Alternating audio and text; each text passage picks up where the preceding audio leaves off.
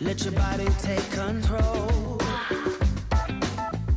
You're on my mind, baby. Just move a little closer. And I say, oh, it's a night we'll both remember. Oh, sweet surrender. Oh, we're moving close together. Wanna make your body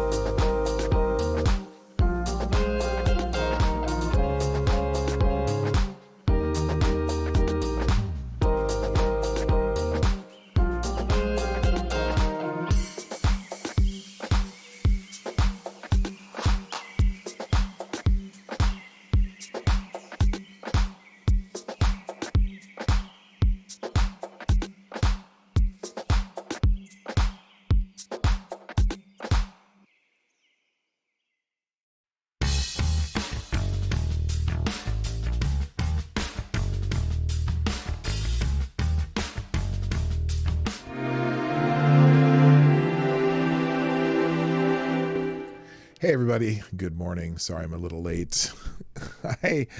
I'm in the middle of a Twitter argument, and it's about something that I know a lot about, and it's because of the industry that I used to work in.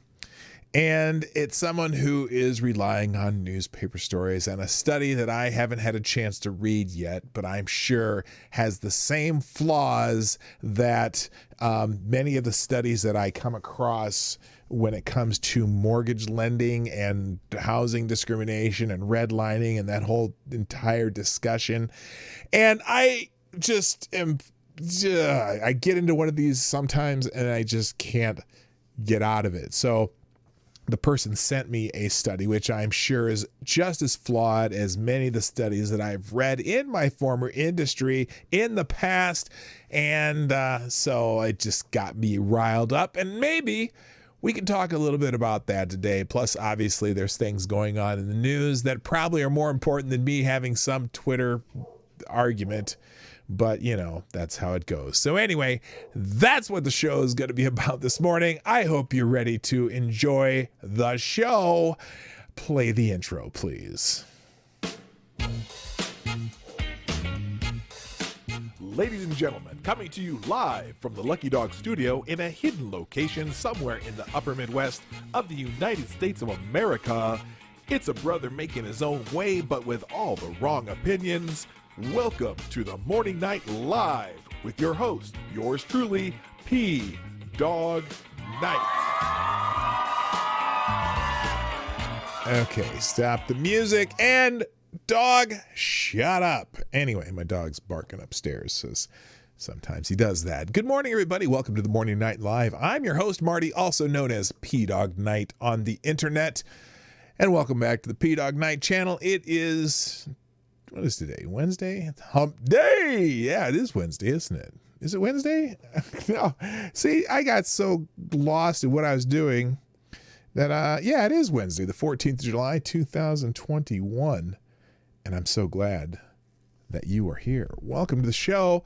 Like I said, I got into one of these Twitter arguments, and that's why I'm just, FFS.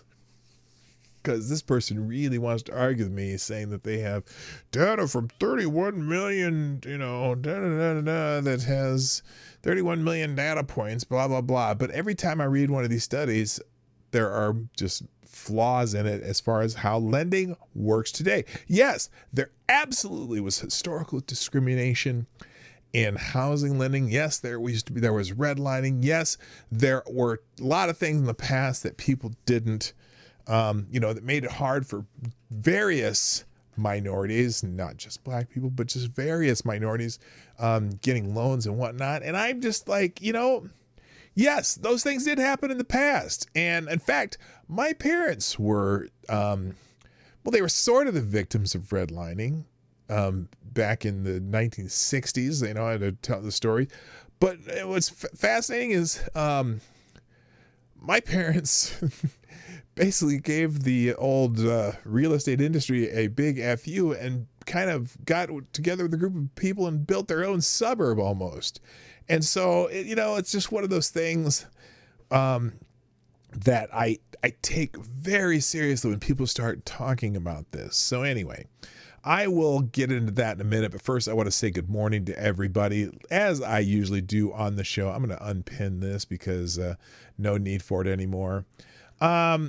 First in the chat today was Gunfox61, who gets the bell. Thank you for being here, sir. I greatly appreciate you, as you well know. Also, good morning to Renee Mayette.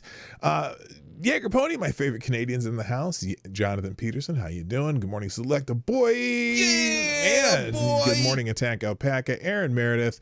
The Bosch Tubes in the house. Nice to see you.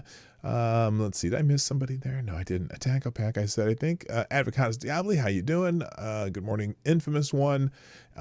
T-Ball's in the house, and why are you so angry? That's the name, not the question. YouTube has buffering issues today. Does it? I haven't seen it yet. Anyway, also, good morning, James PFP. Nobody Not Me is here. Hello. Also, Jesse Leon, DI Freighter Watcher. Is that everybody? Is that kind of everybody? I see. Oh, Zach to the Future. Nice to see you. That's a new name that I haven't seen. Or maybe I just, I don't, if you're here occasionally, I don't always see it right away, but that's okay. Good morning to you. What up, P-Dawg? Well, what up to you too, Zach? Nice to see you.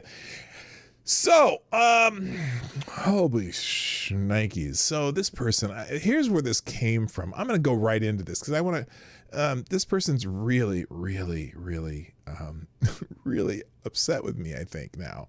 And so we're going to go to the beginning. So this began as, some people were arguing about critical race theory. And so Maddie Glacis, put something up here, and I just happened to here. Hang on a second. Let me make sure I get this fixed. There we go. Hang on. There we go. So Matthew Glacis, I can't remember who he used to write for, but he's a journalist. I think he used to be the Slate, but he was putting something up. He was having an argument about critical race theory with somebody. And so they were saying that people say this bit about Marxism constantly, but nobody can ever explain what it means. Well, yes, they can, because this and so somehow it came down to someone asked, "Is that hard? Communism presupposes that every institution is rigged for the bourgeois, and so it must be torn down and rebuilt to favor the working class. CRT presupposes every institution is rigged for white people and must be torn down and rebuilt to produce racial outcomes." And so this person decided that, and I don't, please, again, like I always say, and it says it in my description, but I'm going to remind you, don't go after this person. I'm using this because this is what I'm talking about, but I don't need any help arguing with this person. I am very capable, and if you want to respond, that's up to you, but please be polite and don't be nice. Just, you can, if you have arguments, great, but I'm going to handle this one. So this one person decides communism isn't based on race. Government policies like redlining were. By the way, way back in the day, the idea of redlining and telling people where they could live certainly wasn't always based on race either. For example, there's certain ethnicities that couldn't move into certain neighborhoods in New York City back in the day. Said, "Oh, you got to go here. You can't live in this neighborhood. You're gonna have to go somewhere else." So it's like, yeah. But anyway, they want to talk about redlining, and redlining is a practice where the real estate industry, or perhaps the lending industry, would steer you to particular neighborhoods and didn't want you in this particular neighborhood and that particular neighborhood.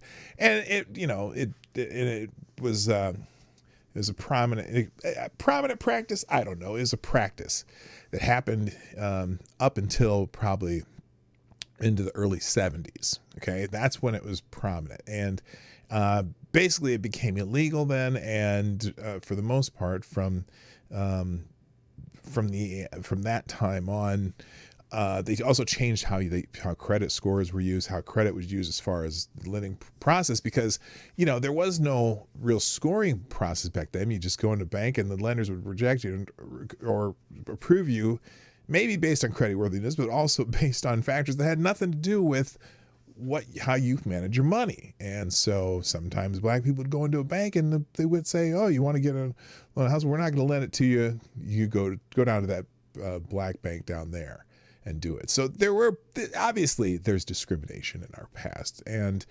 that's not undeniable.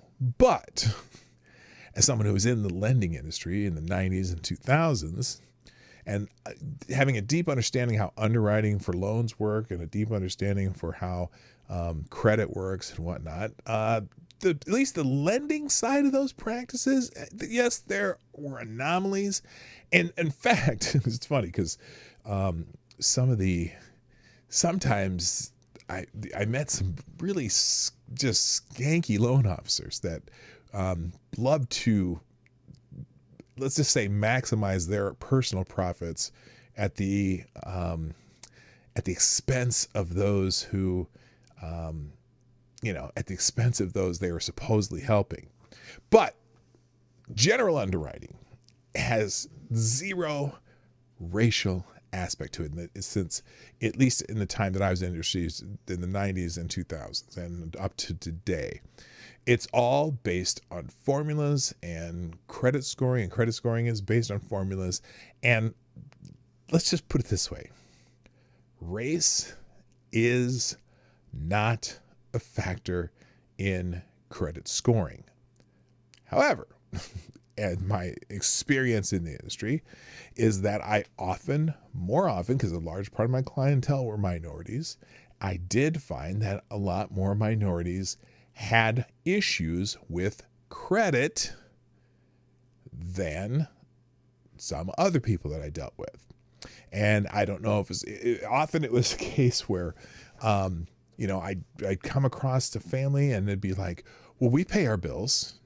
And the fact that it would be, well, do you pay your bills on time? Well, we pay our bills and you'd go into their credit and they'd have multiple 60, 90 days lates, but they'd get them caught up and think, okay, well, they're caught up. Well, that doesn't necessarily improve your credit score to suddenly catch everything up. You have to have a consistent pattern of payment, on time payments. Okay. And so people would get very upset, and it's like, well, it's not a racial thing. It's just, but there is some sort of culture. And it's been a joke with comedians for years that black people have bad credit, which is not always true. It's not even close to being always true. Most people came to me for home loans did not have bad credit. Some did. Often they did, but not everybody. By the way, real quick, good morning, Sin Nikki. Hey, Stargazer Nights is here. Nice to have you here.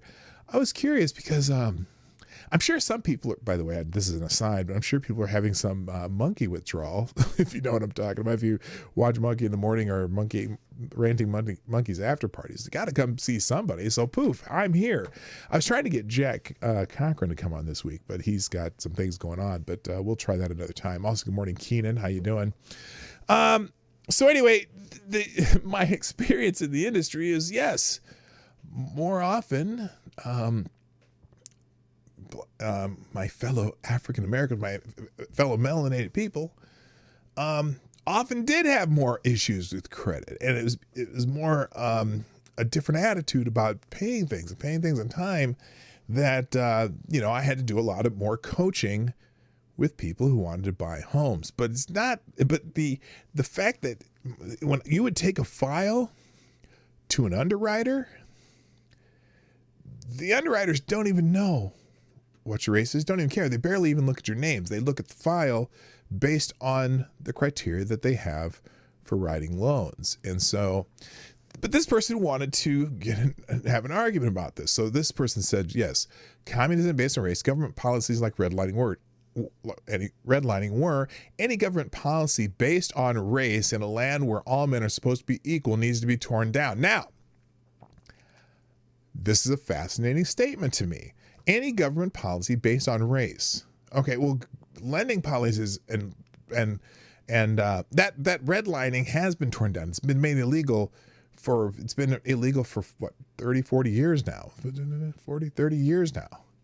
Okay, that has been torn down. It is illegal, and if it can be proven, obviously there would be a case. Now, and I'm going to give you my parents' experience with redlining, because my parents, in fact, there's a whole article in them. I'll have to dig up that article someday, but how my parents dealt with this, because back when they were looking for a house in 1968, just after I was adopted, they were looking to move out of the hood, so to speak, and we wanted to move, to a nicer area. My parents would go to open houses, right? They'd go to these real estate open houses, and it was weird. The agent holding the open houses wouldn't even talk to them, wouldn't say a word to them. This basically ignored them. They would walk through the house and look at the house, and the agents would look at it, and then like someone else would come in, and the agent would be all, oh, hey, hi, this, that, and this, look at this feature, and this feature, and that feature. And they'd ignore my parents. And so, and there were times they made some offers on some homes, and were always, outbid or whatever. And so my parents kind of got annoyed with that. And then they're trying to move out into a western part of Omaha that was less developed, but it was more of, it wasn't necessarily the suburb, but it was the outskirts of town. And this kept happening over and over and over. And then so finally, my parents and a bunch of other, they were in the schools, but also a bunch of other professionals that they knew from church and stuff. They found an unincorporated area just on the edge of the west end of town. There wasn't necessarily a suburb, but there was an unincorporated area. And so they found a developer and they developed their own neighborhood. There was like 9 black families in this neighborhood. Now, it wasn't just black families, but mostly it was a very multicultural neighborhood just on the outskirts of Omaha. And they basically said, fuck it, we're going to build our own neighborhood. That if we're not going to have any real estate agents, dealing with us, we'll build our own. And so they all built houses in this neighborhood. And my mother still lives there since 1969. Still lives in that house. And, a nice little neighborhood. Now it's basically almost in the middle of Omaha because Omaha's grown so much since then. But where I'm going with this, and he says that any government policy based on race in a land where all men are supposed to be equal needs to be torn down. And he gives me this article from the Chicago Tribune. Now, this article is from 2018, modern day redlining, how banks block people of color from home ownership. Now, this is fascinating just by the article headline itself.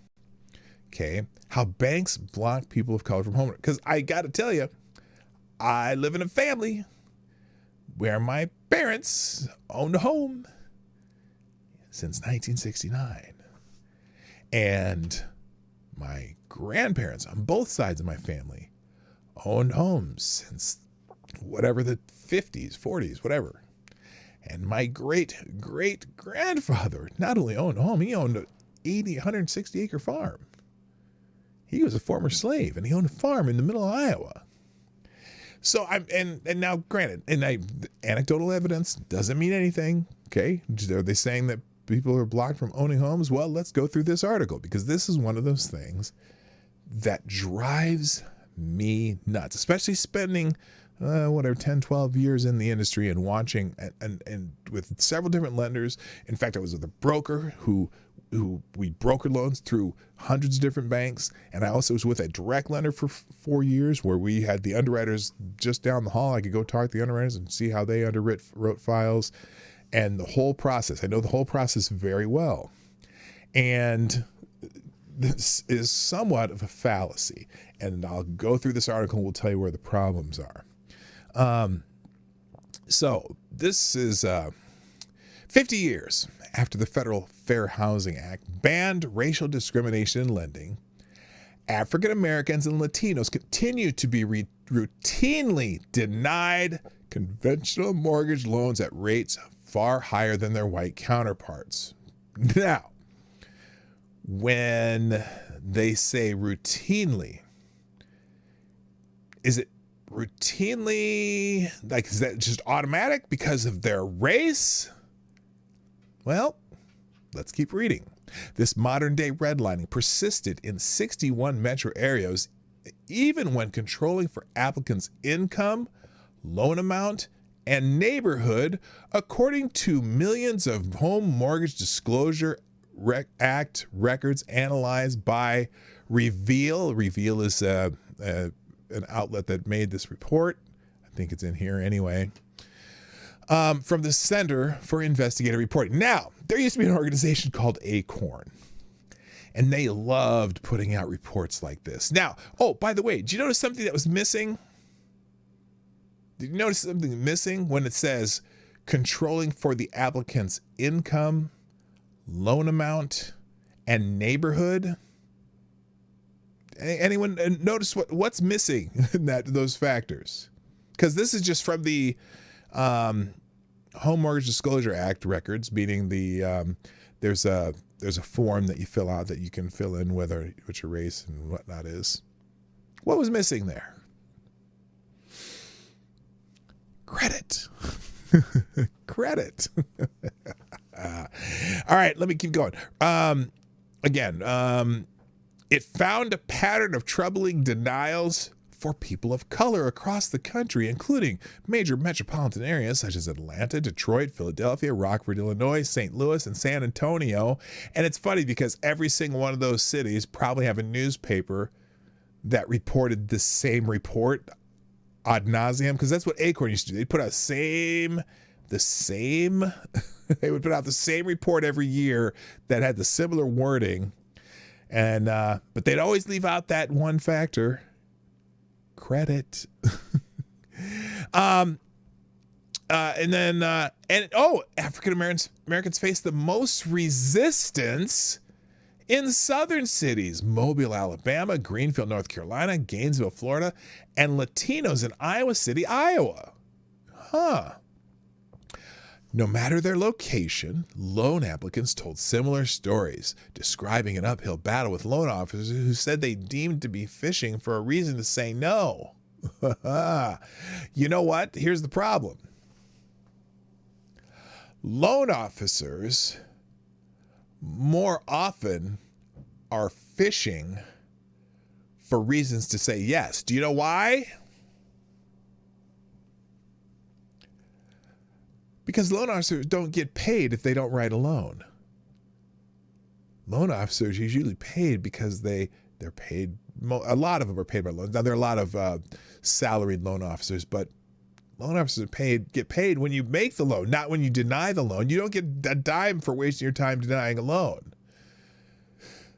But that's a whole nother story. In fact, in the heyday when I was in the industry in the 90s and especially in the 2000s when the government started, also there not only were there a lot of subprime loans going out then, but there are also a lot of government loans that were coming up with ways to make it for people with low credit or low income or low assets still to be able to buy homes. And so a lot of these loan officers were like, oh, yes, we have ways to write more loans. We can make more money. And that wasn't always a good thing because a lot of these loan officers just weren't good people. And I found myself fixing people's loans all the time. But anyway, so yeah, fishing for a reason to say no. No, loan officers are always trying to find a way to make it work because they want to make more money. Anyway, so this is a quote. I had a fair amount of savings. What is a fair amount? Okay. Is it within the guidelines of buying a home?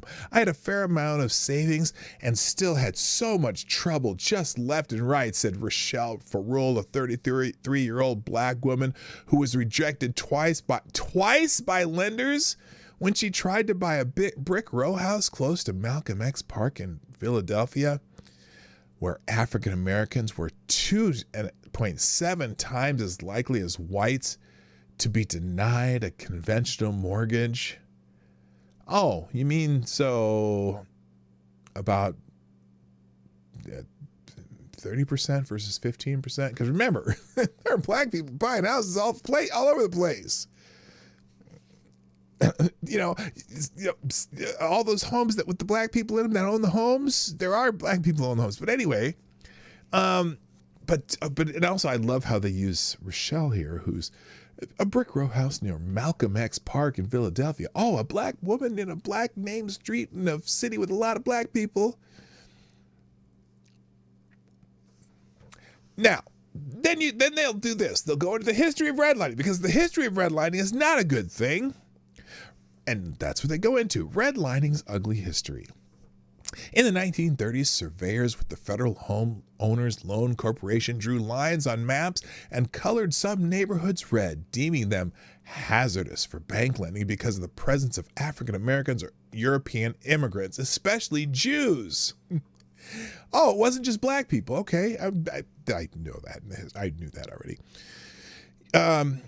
Redlining has been outlawed for half a century, and for the last 40 years, banks have had a legal obligation under the Community Reinvestment Act to solicit clients, borrowers, and depositors from all segments of their communities. But many places found the law hasn't made much difference. Has it now? Interesting. Now, because there has actually been, at least when I was in the industry, there was kind of a reverse form of redlining known as we had what's called low income census tract lending, and there was a lot of government incentive to make loans in low income census tracts, just the opposite of what they're saying here. And so a lot of people specialized in going into these low-income census tract neighborhoods and trying to, again, you don't make money unless you write the loan. So that's what they were trying to do. They tried to make it easier for people to make money by writing loans in low-income census tracts.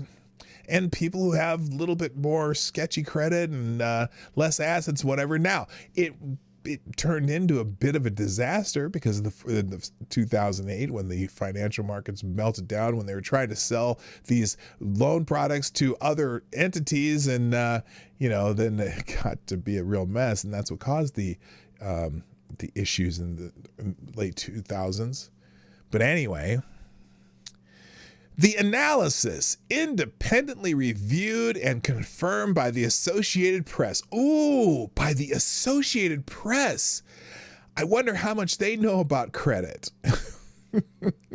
Showed black applicants were turned away at a significantly higher rates than whites in 48 cities, Latinos in 25, Asians in 9, Native Americans in 3. Really? And what does that tell you? What does it tell? In Washington, D.C., the nation's capital, found all 4 groups were significantly more likely to be denied a home loan than whites. But why? Why? Is correlation and causation the same? Good Lord.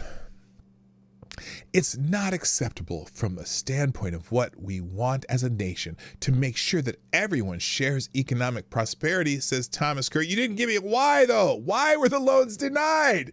Have you gone in and find out specifically why loans were denied? But Thomas Curry, to make sure that everyone shares in economic prosperity, said Thomas Curry, who serves as America's top bank regulator, the comptroller of the currency from 2012 until he stepped down in May. Yet Curry's agency was part of the problem, deeming 99% of banks satisfactory or outstanding based on inspections administered under the Community Reinvestment Act. Well, wait a minute. If they investigated them, they must have went in and looked at what the people were using for their loan criteria that they actually denied loans. But so why is that a problem? Why are they part of the problem then if they were investigating these things? And the Justice Department sued just 9 financial institutions for failing to lend to people of color under the Obama administration. And how many of those did they win? I know Wells Fargo settled one because it was probably cheaper to sell it than fight it. But I know all about Wells Fargo underwriting. We underwrote loans, underwrote. We dealt with them a lot, and we understood their underwriting. I guarantee you, race of people is not a criteria in mortgage lending at all. I've watched underwriters work. They don't even know the race of the people because whatever. And in fact, it was just the opposite. They would bend over backwards to try to make it so that people of color could get loans if they somehow figured out who was in the application. But it didn't always work because he couldn't make it, again, square peg, round hole sometimes. Curry argued that the law shares part of the blame. What law? It needs to be updated and strengthened. The Community Reinvestment Act has aged a lot in 40 years, he said. Since Curry departed 9 months ago, the Trump administration has gone the other way, weakening the standards bank must meet to pass a Community Reinvestment Act exam. Well, maybe because they were wasting their time. They weren't getting any results because they were figuring out the lenders were doing what they're supposed to be doing. But they never looked at the credit.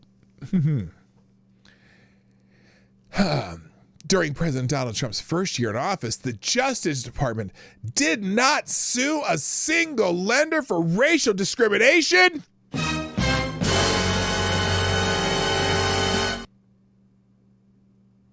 a growing housing gap. The disproportionate denials and limited anti-discrimination enforcement help explain why the homeownership gap between whites and African Americans is now wider than it was during the Jim Crow era. Does it? Why were loans denied? Why were loans denied is the question. I know what my experience is. In the United States, wealth and financial stability are inextricably linked to housing opportunities and ownership, said Lisa Rice, Executive Vice President of the National Fair Housing Alliance and Advocacy Group. And that doesn't tell you why loans are denied. That is true. Wealth and financial stability are inextricably linked to housing opportunity and home ownership. That she's 100% right. And that doesn't tell you a damn thing about why were loans denied. For a typical family, the largest share of their wealth emanates from home ownership and home equity. Yep, you're absolutely right. Doesn't tell you a damn thing about this. Yes, that statement is 100% true, and it doesn't tell you anything about how lending works. The latest figure from the U.S. Census Bureau shows the median net worth for African American families is now $9,000 compared to $132,000 for a white family. Again, doesn't mean anything. Doesn't tell you why. Doesn't tell you choices. Doesn't tell you what people do. Doesn't tell you high school graduation rates. Doesn't tell you what people do for a living. Doesn't tell you how people manage their money. Doesn't tell you how people manage their credit. Doesn't tell you a damn thing other than, yes, that is a fact. Lenders and their trade organizations do not dispute the fact that they turn away people of color at greater rates, far greater than whites. But why? Is it because they refuse to lend to people of color? But they maintain that disparity can be explained by two factors in the industry, the factors the industry has fought to keep hidden: the prospective borrower's credit history and overall debt to income ratio. Really? Hidden? I bet you can find information on this all over the internet. They singled out the 3-digit credit score, which banks use to determine whether a borrower is likely to repay a loan, as especially important in their lending decisions. Yes, it is. And it is a very accurate factor on how people will repay loans. While quite informative regarding the state of the lending market, the records analyzed by Reveal do not include sufficient data to make a determination regarding fair lending. The Mortgage Bankers Association chief economist Mike Franatoni said in a statement, the American Bankers Association said the lack of federal enforcement proves discrimination is not rampant, and individual lenders told Reveal that they had hired outside auditing firms which found they treated loan applicants fairly regardless of race. Well, no, they don't believe that now, do they? Reveal, whoever this is. I think Reveal is probably just the renamed or rehashed Acorn, probably. Maybe, I don't know. We are committed to fair lending and continually review our compliance programs to ensure that all loan applications are receiving fair treatment, Boston-based Santander Bank said in a statement. New Jersey-based TD Bank, which denied a higher proportion of Black and Latino applicants than any other major lender. Well, maybe they get more applications from minorities that have bad credit. Oh, did I say that? Did I say that out loud? Said it makes credit decisions based on each customer's credit profile, not on factors such as race and ethnicity. Now it's funny because here's Reveal. Reveal's analysis included all records publicly available under the Home Mortgage Disclosure Act, covering nearly every time an American tried to buy a home with a conventional mortgage in 2015 and 2016. It controlled for 9 economic and social factors. There are no social factors in mortgage lending. There are none. There are economic and credit factors, but let's see what they came up with. Including an applicant's income, yes, an applicant with an income of $25,000 is probably not going to buy a $2 million home. But I'm just saying. The amount of the loan, okay, good, that's good. The ratio of the size of the loan to the applicant's income, yes. And the type of lender, maybe they mean prime loans, subprime, I don't know. As well as the racial makeup and median income of the neighborhood where the person wanted to buy property. Irrelevant. Completely irrelevant. In lending, at least.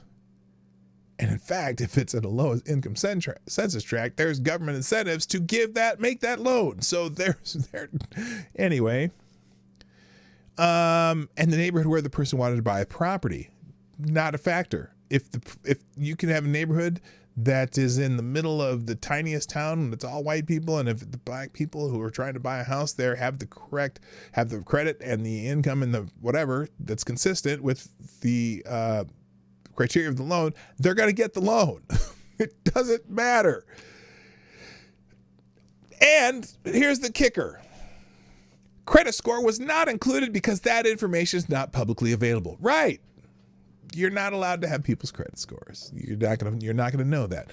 But that's because they say that's because lenders have deflected attempts to force them to report that data to the government, arguing it would not be useful in identifying discrimination. Well, it's not, because because they don't control the credit scores, but they use the credit scores that they use are out there. In an April policy paper, the American Bankers Association said reporting credit scores would be expensive and cloud any focus the disclosure law has in identifying discrimination. America's largest bank, JP Morgan Chase & Company, has argued that the data should remain closed off even to academics, citing privacy concerns. Well, yeah, because if look, I don't want academics going through my credit. Maybe there's a reason. That you don't want to get into people's private credit. You don't want the government inside your credit. But they think there's some secret cabal that says, oh, these must be black people. We're not going to loan them a loan. I guarantee you. People with great credit and lots of money, regardless of the race, are going to get to work, live wherever the hell they want. Just ask Patrice Cullors. At the same time, studies have found proprietary credit score algorithms to have a discriminatory impact on borrowers of color. Now, this is the one that this person keeps saying to me. She's said it over and over that something about what is it? She keeps saying that, or he. I don't know if this is a he or she. What is the line they sing? Yeah, she pulled this straight out of the article. Again, studies show that the algorithm used by banks disproportionately discriminate against people of color. So credit isn't the issue. Really? I know a little bit about credit scoring too. The decades-old credit scoring model currently used does not take into account consumer data on rent, utility, and cell phone bill payments, Representative Tim Scott of South Carolina wrote in August. And when he unveiled a bill to require the federal government to vet credit standards for use in residential mortgages, this exclusion disproportionately hurts African Americans, Latinos, and young people who are otherwise creditworthy.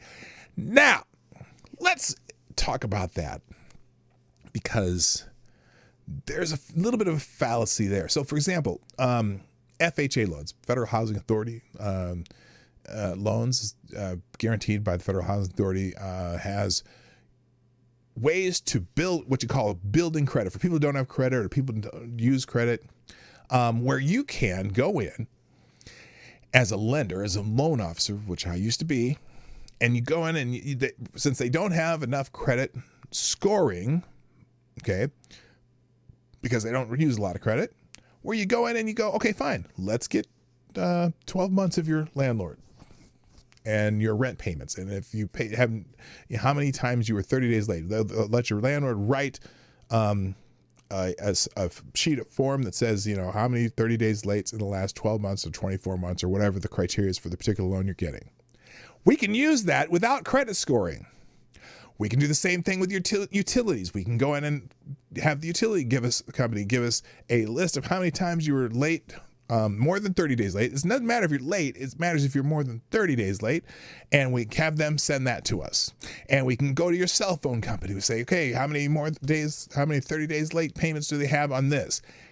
And we pretty much do it on 3 pieces for an FHA loan. You didn't need to have a credit score. I think your minimum credit score for that was 620, which normally lenders like to have 680 as a credit score. And then if you're above 700, you're better off. If you're above 750, you're better off. If you're above 800, whatever, you get a little better rates if you have higher credit scores. But if you don't have credit scores, or if you have a low credit score, we can go by your rent, your utility, your cell phone bill payments. If you're making payments on things, it's called building credit. Lenders use that all the time for certain loan products and those FHA loans, you could go as little as 3%. You can have a gifted down payment. There's all kinds of ways to do it. So the credit scoring model doesn't matter for the people that Tim Scott is talking about. He doesn't understand it because he's probably never had to do that because he's a fairly well-off individual. He doesn't understand that is something that people do to get loans. So this exclusion disproportionately hurts African Americans, Latinos, and young people who are otherwise credit. No, it actually disproportionately helps those people. That statement is false. The people he's described, it helps more people than it hurts, because that's how you get a government-backed loan, as opposed to a conventional loan backed by the pseudo corporations, Fannie Mae, Freddie Mac type loans. So that's false, and I don't think he knows that. But that's someone like me in the industry would know that. So here's a case study in Philadelphia. Philadelphia is one of the largest cities in America where African Americans were disproportionately turned away when they tried to buy a home. Disproportionately turned away when they tried to buy a home? You mean they didn't get a loan, or they said, no, we're not going to let you buy this home? Is that what they're talking? What does that mean? What does that sentence mean? African Americans and non-Hispanic whites make up a similar share of the population there, but the data showed whites received 10 times as many conventional mortgage loans in 2015 and 2016. Banks also focused on serving the white parts of town, placing nearly 3/4 of all branches in white majority neighborhoods compared to 10% for black neighborhoods. Okay.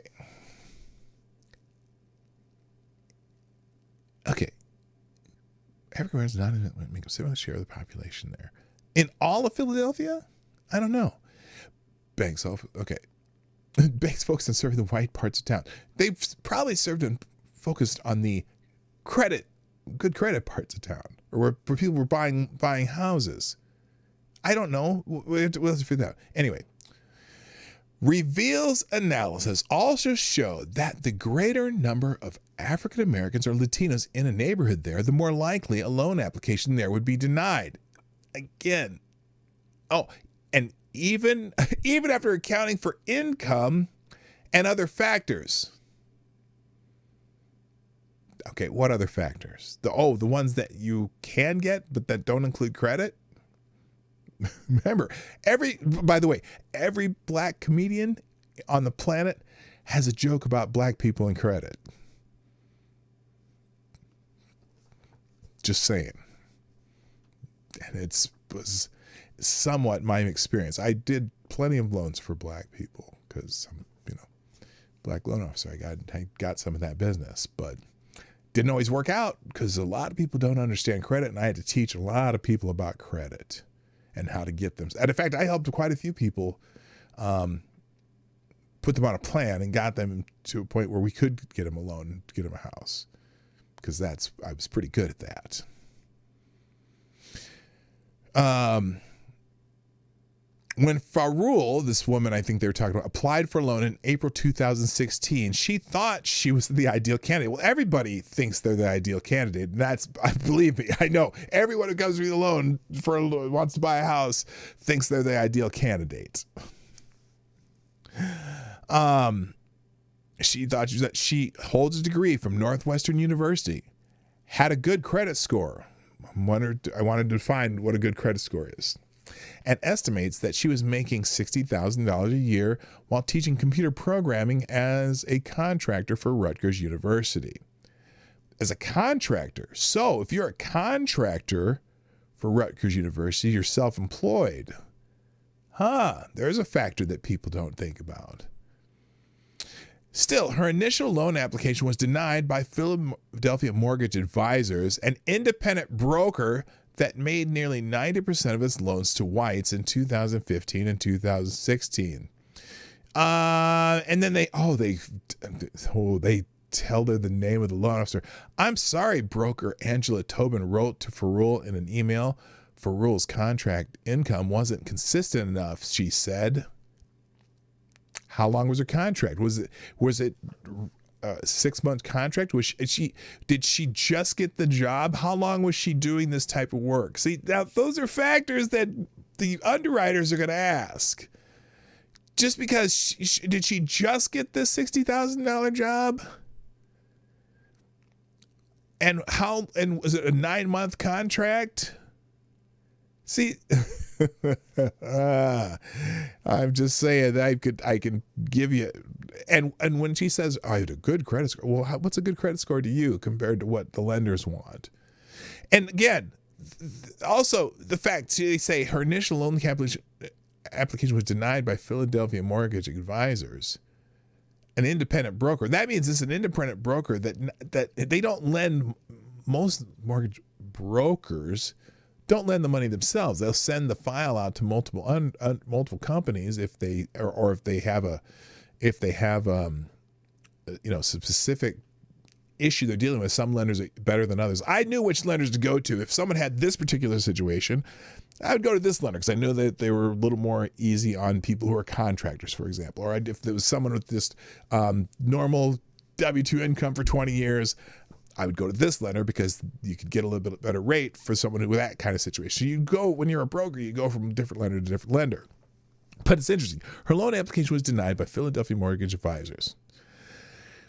Farul's contract income wasn't consistent enough, she said, so Farul got a full-time job at the University of Pennsylvania managing $1 million grant. Now, look, it's funny because now it says, well, she got a full-time job managing $1 million grant.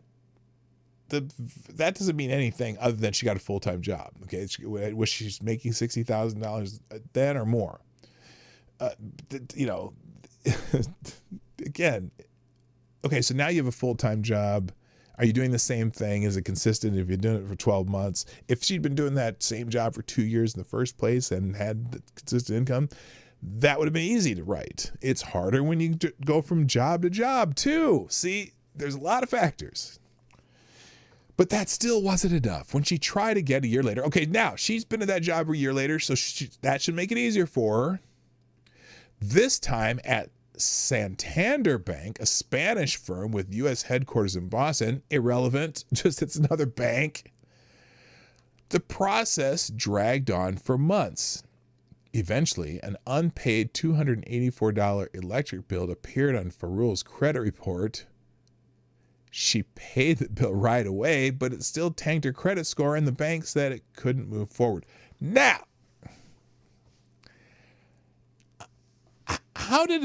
so an unpaid $200, what do you mean it appeared on her credit report?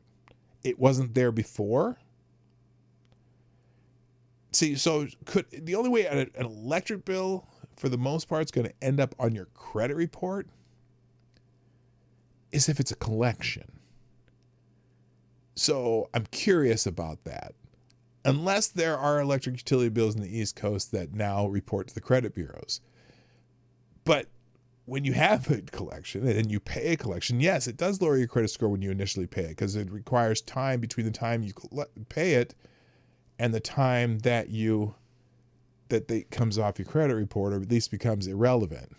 But a recently paid collection, yes, it'll lower your credit score temporarily, but it doesn't help to not pay it either. And so the bank said it couldn't move forward. Things suddenly took a turn for the better after Farul's partner, Hanako Franz, agreed to sign on to her loan application. Real quick. Thank you, Miguel Di Morello. Nice to see you here. Also, good morning, Stephanie Vitali Brown, Lord Stanhope, Mike Savage, Blarg, Ex-Bubba Hotep, Random American, a whole bunch of people were here now that I wasn't here before. Zach Osborne, Infamous One, King on Common Law. And I see you. Miguel, thank you for the super chat. $7 through super chat. From my experience since the late 90s, POC get more effort and attention for their loans at every mortgage office I have ever worked at. Oh, absolutely. Because lenders are trying to bend over backwards to give loans to people of color, so to speak. It's the truth. And because lenders get so much scrutiny for every time a loan application is denied to a person of color. You get articles like this in the Chicago Tribune.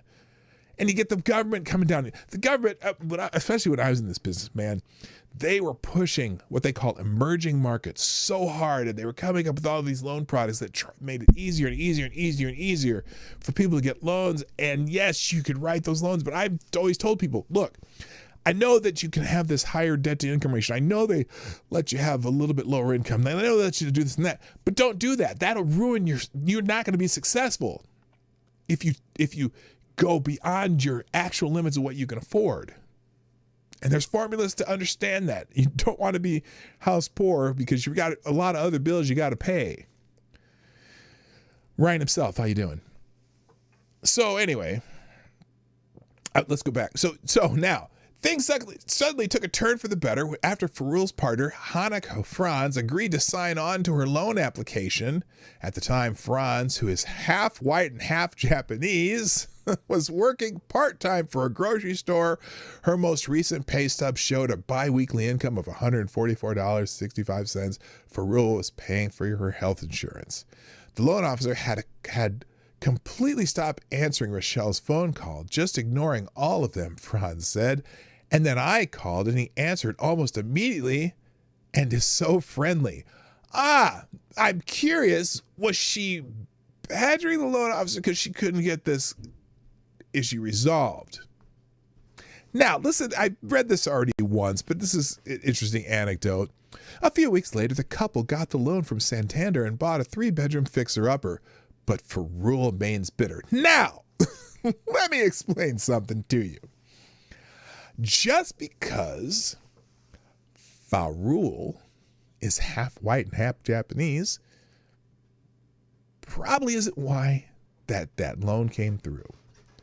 And the fact that it makes a bi-weekly income of $144, which is probably her net anyway, probably is not a factor either.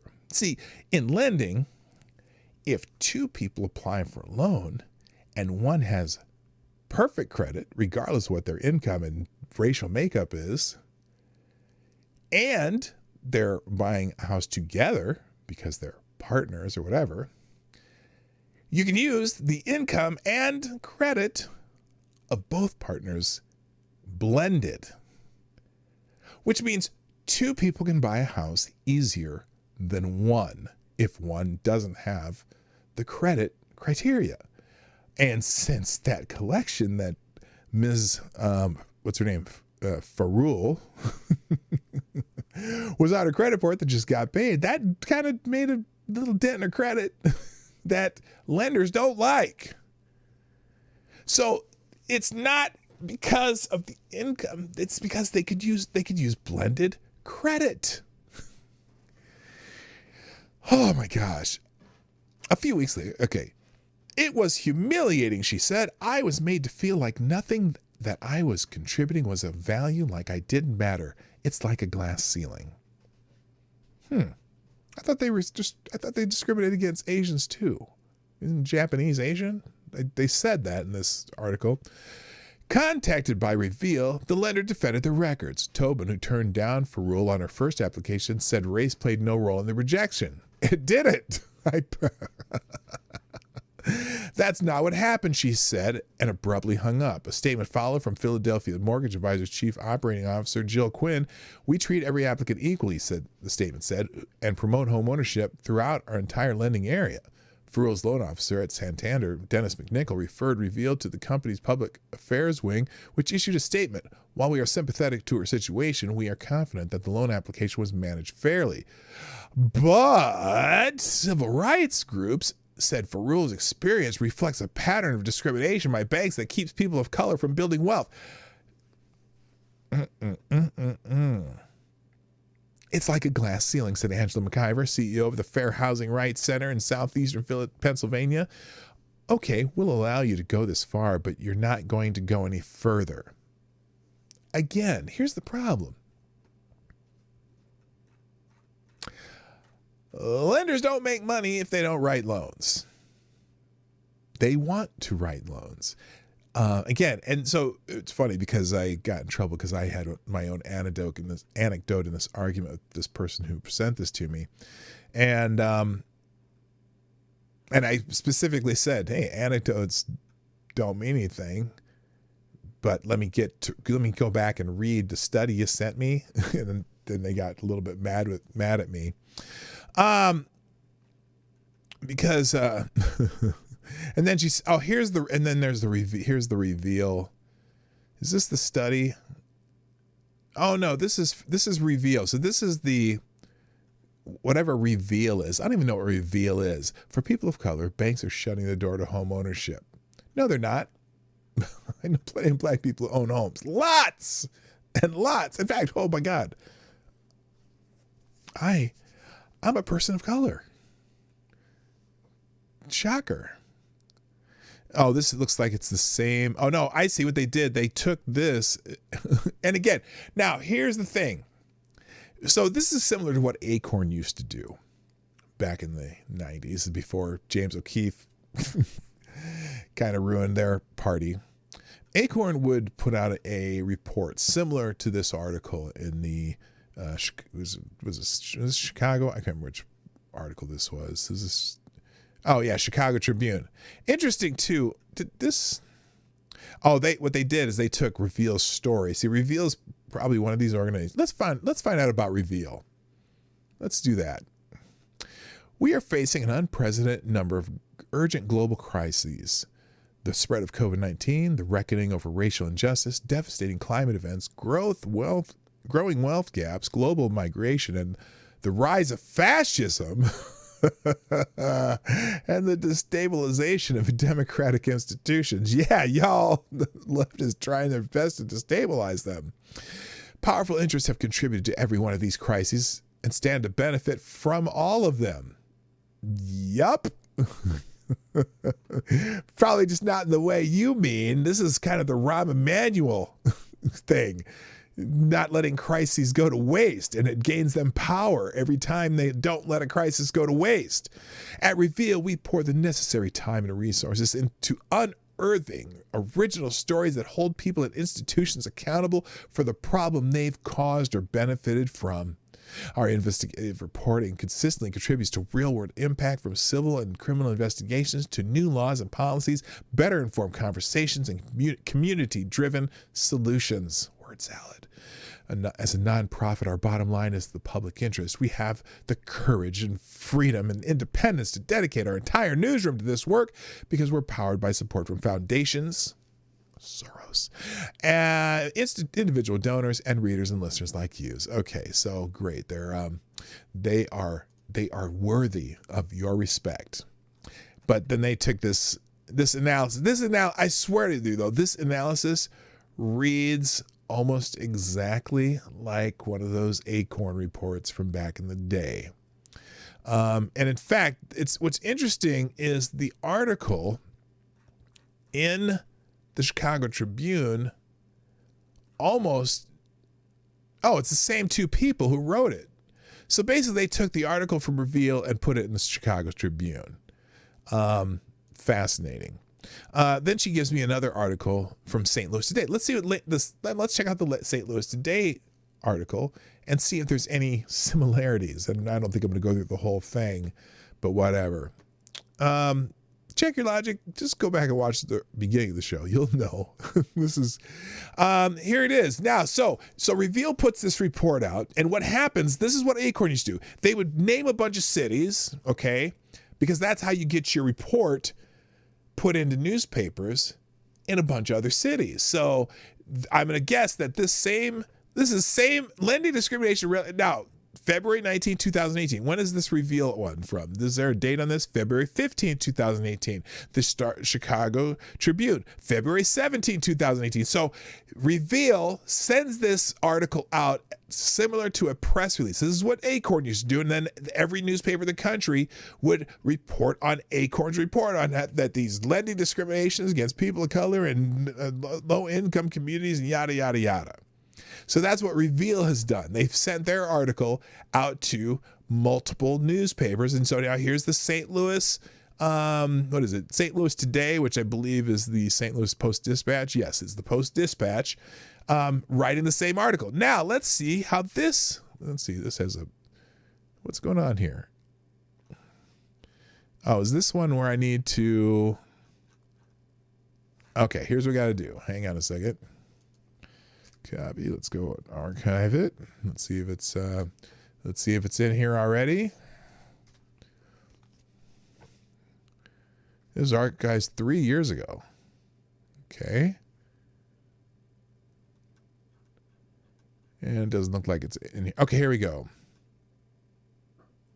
Oh, so they have another anecdotal start. Here we go.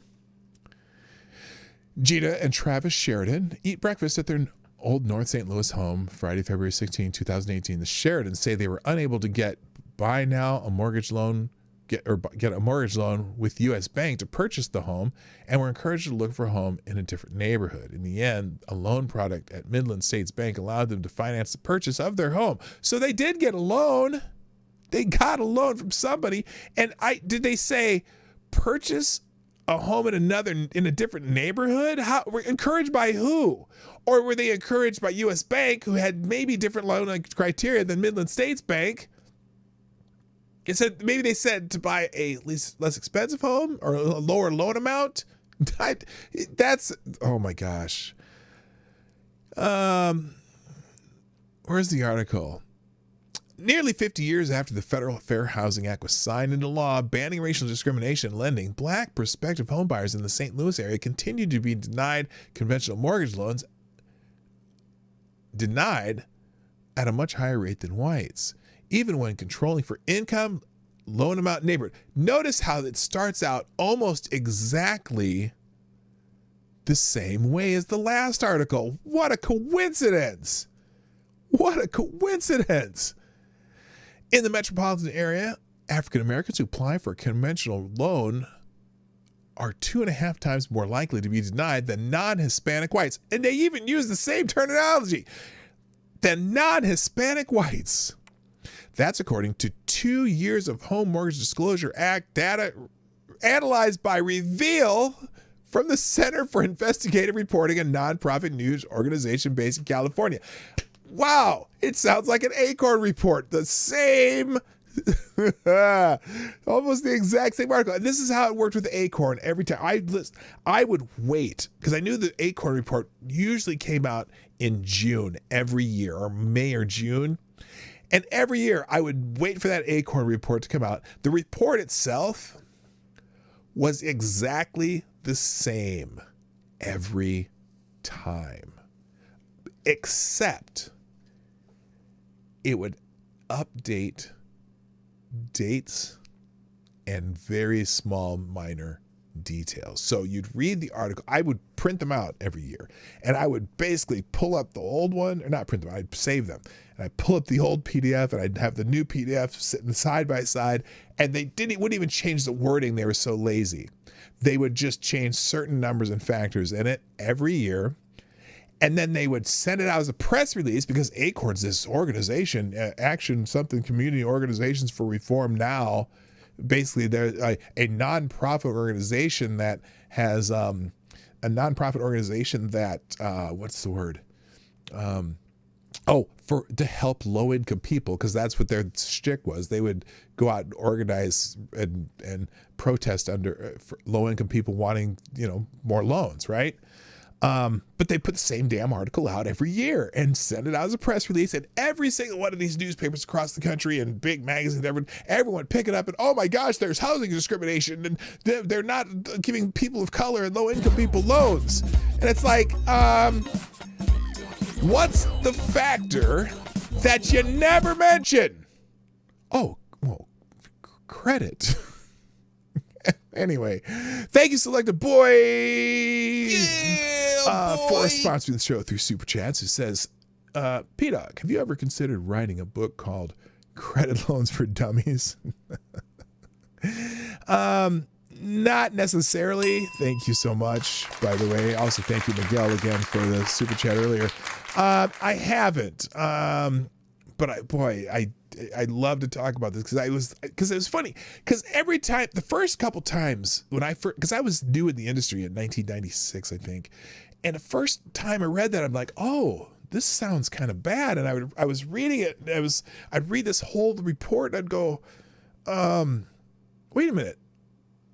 I'm reading through this whole thing and it's like, well, I do loans. I know what my experience is with people, and they don't mention credit in this entire thing. They completely glossed it over. And so that happened the first 3 years I read the report, because the same report came out again. I was like, wow, this sounds like the same report I read last year. So then I'm like, oh, well, I'm going to save this one. So this one comes, or no, I went and looked it up, and then I'd save it, and then like it would come out again, and then I would pull them up side by side. I'm like, this is the same damn report. It doesn't say anything new at all. And they would just rechurn that same report over and over and over for years, and then James O'Keefe found them, but in the mid 2000s. But it was just. And I was finally like, well, they never talk about credit. Well, and I think, what was it? Someone brought that up one year. And so then finally one year in the report, it would mention something about credit, but just like the article from Reveal did that was basically reprinted in the Chicago Tribune, it would gloss over that part and would mention it, but would never talk about it again. When they say that woman had good credit, what does that mean to them? Okay. Does that mean she had a 640 credit score, which is decent, especially if she doesn't have a whole lot of other, maybe she doesn't have a whole lot of credit. Okay. So she has a 640 credit score, but maybe she only had one line of credit that she was paying on. And she had a collection on her credit report for that electric bill.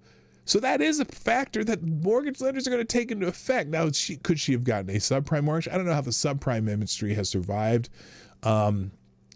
up to now. I mean, back then you'd see if you could get her a subprime loan, but then you'd have to have a bigger down payment and things like that.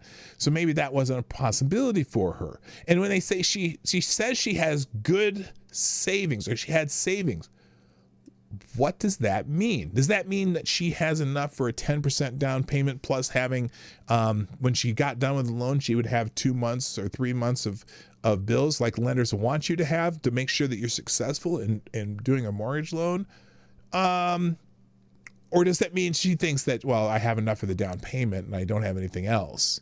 There's a whole lot of factors that have zero to do with your melanin content. Zero. And underwriters don't know what your melanin content is. And if you have some African name, but you have perfect credit and lots of assets and perfect payment histories and whatever, they're going to write the loan because that's the only way they make money.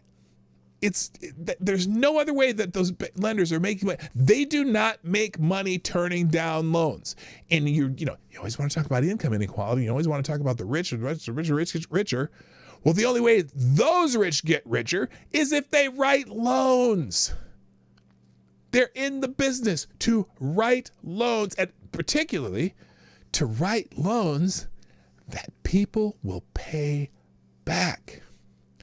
And they know from tons of data points and actuaries and all these people who do this kind of stuff, make calculations of people who are going to make their payments on loans, They know based on certain criteria what people are most likely by. That has nothing to do, again, underwriters don't even ever see your color of your skin. The underwriters never see you, never look at you, never barely look at your name. They only look at a file number, your social security number, and your credit. Because they don't even, they're the only reason they might look at your name is so they can, when they talk to the loan officer saying, well, this file, this, and it's a file number. This file works. This file numbers doesn't work. But they want to write the loans. They want to make money. The loan officers want to make money. The loan officers will bend over backwards to find ways to help you get your loan so they can make money because they don't get paid unless they sell you the loan. And that's what it is. They're not giving you a loan. Loan officer's not giving you a loan. Loan officer's selling you a loan because they get paid when they sell you a loan. Okay? So that's why, again, we got into trouble in the 90s and 2000s because they started making loan products that made it really easy for loan officers to give you a loan. And there were a lot of people who jumped into the industry who were not there to help people. They were there to make a buck. And they made lots of bucks. And lots of the people who made lots of bucks were shitty people who would just maximize their profit and not maximize your ability to buy a house. And so a lot of those loans, when they give you they give you the biggest number, the biggest debt to income ratio. Yeah, you qualify for this. She'll give you this loan. No. Then you get in your house and you're like, well, shit. We have this loan where they said we could afford $2,500 a month. So we took that loan, the biggest loan we could. We bought this big ass house, but we only make $5,000 a month. We have $2,500 left over, and there's a lot of other bills we got to pay. Plus, we didn't figure out that, when they said you make $5,000 a month, that's your gross. But your net income is this, and they based this loan lets you take 50% of your gross income. We don't have any money left. We can't pay our car payment, and we can't pay the cable bill. We'll get rid of cable, but we can't get rid of the car because we have to work. And then they come to me, and they go, well, we need to refinance because we're paying too much. And I'm like, what? Who wrote this shit for you? I would have told you to get a smaller loan, and you might have to, because you're not going to be successful. Then you can't come back. See, here's the thing. My philosophy was, when I was a loan officer, especially when people were buying houses. Now, people refinancing, that's a whole different story. But when people were buying houses, most people, they would buy a house, right? Especially first-time buyers, or even if they're buying a second house, whatever. Most people, when they bought a house, right? And I would help them get a loan, right? And I always tried to make it so that they would be very successful. They'd have plenty of, and I'd say, if you get this much loan, this is what your payment's going to be, but here's your tax insurance. It's going to be on top of that. How's that going to work for you? Oh, that's a lot. Maybe we should look for a smaller house or less loan. And so I would find them, something that fits really well. And then they would live in that house for a couple of years, and they'd get promoted in their job, and they'd have a good payment history, and they were successful. They all made all their payments on time, and yada, yada, yada. And then they would come back to me when they wanted to get a bigger house because they were going to have a baby, or they, wanted to build more space, and one's going to wants a home with an office, and they come back again. And then I would make money again because I would get them a loan that worked for them rather than one that worked for me. And in the end, I did really well because I always made sure that people would, be successful in their loan. And then they would come back to me again and go, hey, we really appreciate that advice you gave us not to buy something where we had to have half of our income going out in loan payments. It worked out better for me just taking care of people, So anyway, but this article is pretty much the same. They did it again. They really, other than having this different couple in St. Louis, it's the same damn article. And I call it the acornization. The acornization of activism. So anyway, this was my FFS for the day. I have some other stories out here, but I I had to pass on him because of this argument that I'm having with this person on Twitter. Just a couple things else happening in the world. Apparently, there's an American who has been implicated in the death of the Haitian president. What's this guy's name? This guy is, hang on. What the American accused of plotting to kill Haiti's president told police. Could the traveling pastor with a history of humanitarian work also have masterminded an intricate murder plot to seize power in Haiti? Christian Emmanuel Sanon, the latest American citizen to be arrested in connection to the assassination of Haiti's president, has been accused by authorities of orchestrating a complex multinational hit job in order to realize his own political ambitions. He came with the intention to take over as president of the republic. Haitian National Police Director General Leon Charles said of Sanon in a press conference on Sunday. He was also the first person, one of the alleged men involved in the killing of President Jovenel Moise called after the attack, Charles said. But Sanon's assistant has insisted on his innocence, according to a source close to the investigation, who cannot be named because they are not authorized to discuss the affair.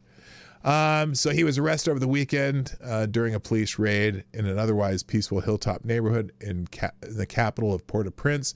According to the source, the houses there were large and gated, just a stone's throw away from the residence of acting Prime Minister Claude Joseph, who currently leads the country. Interesting. Anyway, that's some breaking news. Also, a couple of other things on Twitter. Someone was trending today. Who was it? Well, Steve Mnuchin's trending because apparently people are mad that he would not answer a question about January 6th when former President Trump says the election in November was stolen. Do you believe it was a lie? They didn't ask the question, and so he refused to answer both times. Refused to answer. Oh, just cowardly. So cowardly, says Joe Walsh. Joe Walsh can go to hell. And Amanda Carpenter. All the Lincoln Project Republicans are really mad at Mnuchin for not saying anything. Maybe because there's evidence coming out in some of these audits that the media just doesn't want to talk about, but who knows? Doesn't really matter.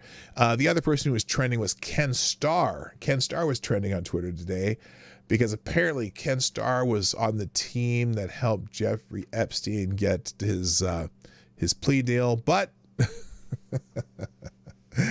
he did not kill himself. Anyway, but I'm out of time today. I didn't mean for my little Twitter beef to get into make the whole show today, but maybe, and just maybe, you learned a little bit more about mortgage lending today. And I'm going to go back and read that report, and I'm going to go back and tell that person that it's just as flawed.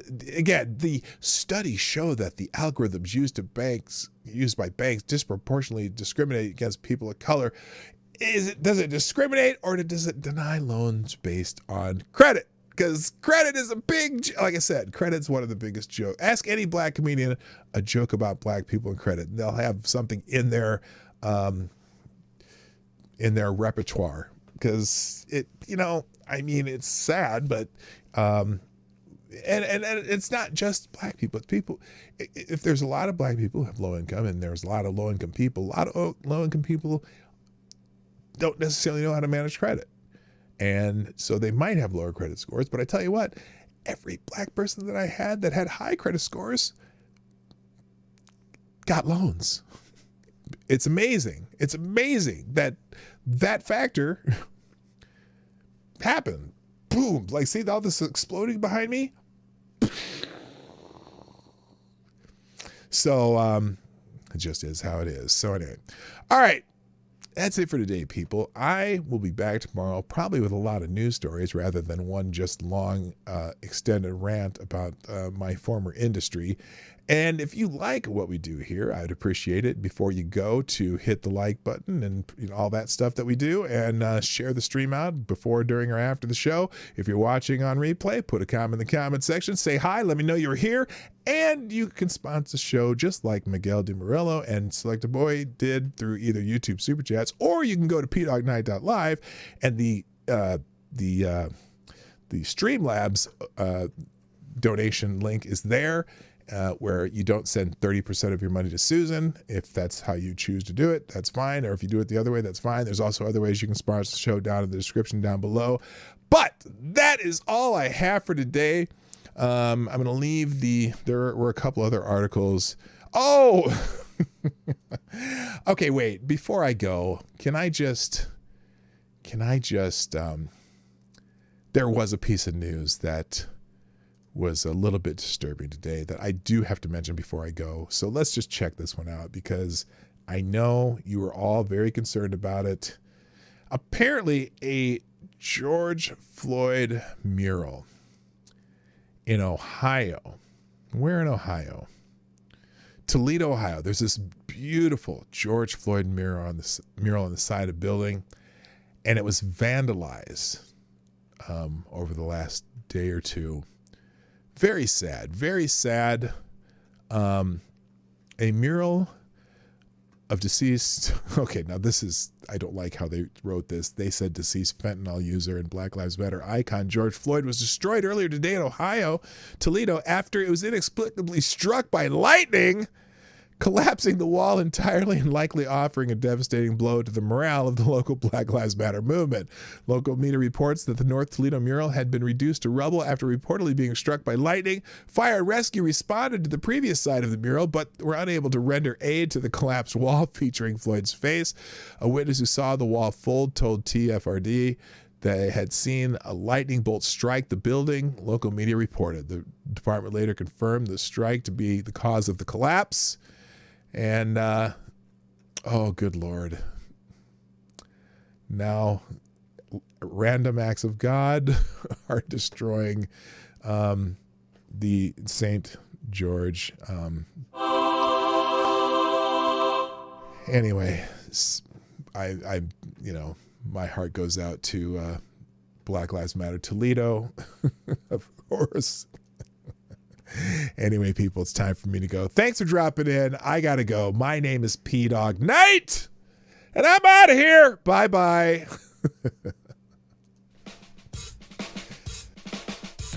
Hey, this is PDawgKnight, and thank you for watching today on the PDawgKnight channel. If you have an observation or remark you'd like to make about this video or my channel, I absolutely welcome you to write it in the comment section down below. I really look forward to hearing from you. And before you go, if you like what you saw but you're not already subscribed, please make sure you hit the subscribe button and definitely click that bell that pops up afterwards so you'll be notified when I post new videos or when we go live. I broadcast my live show, The Morning Night Live, Monday through Friday at 10 o'clock Eastern, 9 o'clock Central. A special thank you to all the supporters of this channel who share our videos on social media and who make donations through Streamlabs, YouTube, Venmo, and Cashapp, which are all linked in the description down below. Thanks again, and until next time, I'm PDawgKnight, and I'm out of here.